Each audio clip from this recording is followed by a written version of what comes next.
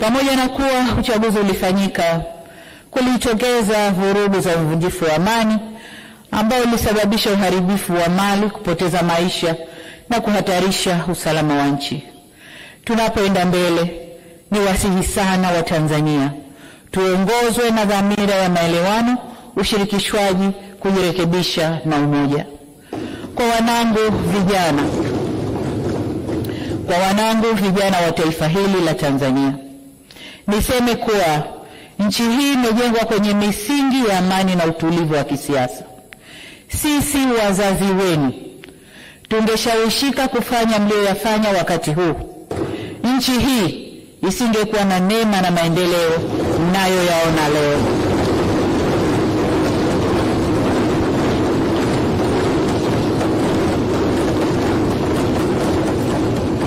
Mheshimiwa Spika, nataka nirudie hilo kwa wanangu vijana wa taifa la Tanzania. Sisi wazazi wenu, kama tungeyafanya mlioyafanya nyinyi, nchi hii isingekuwa na neema na maendeleo mnayoyaona leo.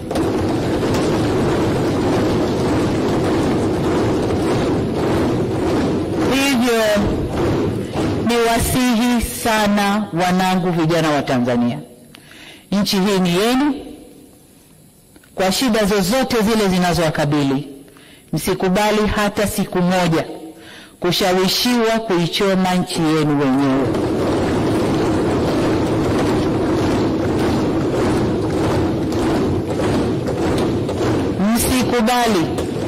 Msikubali kukata tawi la mti ambao mmeukalia.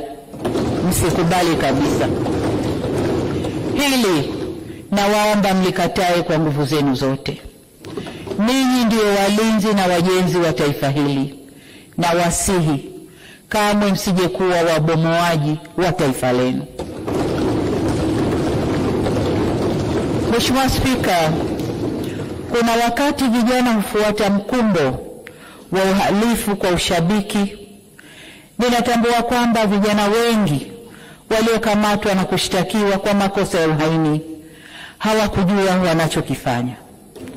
Nikiwa mama na mlezi wa taifa hili, ninavielekeza vyombo vya sheria na hasa ofisi ya mkurugenzi wa mashtaka kuangalia kiwango cha makosa yaliyofanywa na vijana wetu. Kwa wale ambao wanaonekana walifuata mkumbo na hawakudhamiria kufanya uhalifu, wawafutie makosa yao.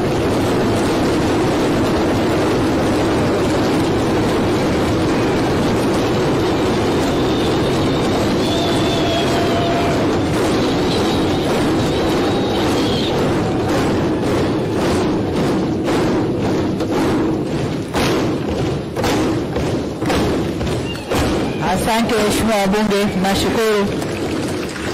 Waheshimiwa wabunge, ukiangalia klipu zile za maandamano, unaona kabisa kuna vijana ambao waliingia kwa kufuata mkumbo. Wanaimba kwa kufuata ushabiki. Hawakuwa wanajua wanalolifanya. Kwa hiyo kama mlezi, kama mama, ndio maana naelekeza vyombo vya ulinzi na usalama, hasa ofisi ya DPP, kuchuja viwango vya makosa, na kwa wale waliofuata mkumbo basi waseme nao kisha wawaachie waende kwa wazazi wao. Natoa msamaha huo kwa sababu hata maneno ya Mwenyezi Mungu katika kitabu cha Luka sura 23 mstari wa 34 yanasema, na hapa nanukuu, Yesu akasema, Baba uwasamehe kwa kuwa hawajui watendalo.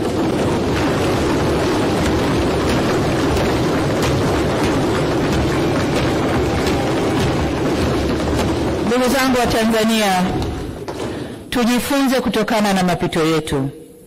Hapana shaka kwamba Tanzania ni nchi inayofuata misingi ya kidemokrasia, ila neno demokrasia kamili inaweza kutafsiriwa kwenye mitazamo tofauti. Haina formula moja. Kama taifa tunaendelea kujifunza na kujirekebisha. Hivyo basi sote kwa umoja wetu Tunapaswa tutumie fursa hii, tuendelee kujifunza, tujirekebishe na tukubaliane jinsi ya kuendesha nchi yetu kidemokrasia kwa kuzingatia tamaduni, mila na desturi zetu na sio za kuletewa.